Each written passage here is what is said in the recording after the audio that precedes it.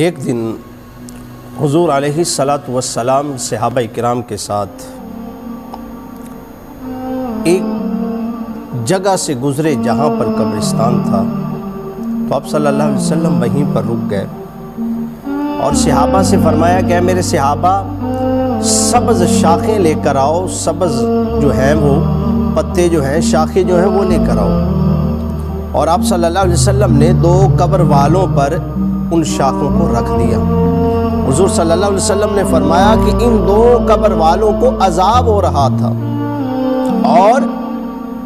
آپ صلی اللہ علیہ وسلم نے فرمایا کہ ان کو جو عذاب ہو رہا تھا، اب یہ جب تک ذکر کرتی رہیں گی، یہ خشک سر سبز رہیں گی تو یہ ذکر کرتی رہیں گی، اور ان کا ثواب ان قبر والوں کو ملتا رہے گا، اور ان کو اللہ رب العزت ان کے عذاب میں تخفیف فرمائے گا۔ اور حضور صلی اللہ علیہ وسلم نے فرمایا کہ ان میں سے ایک جو تھا یہ لوگوں کی چغلیاں کیا کرتا تھا، اس وجہ سے یہ عذاب میں مبتلا تھا، اور دوسرا جو تھا وہ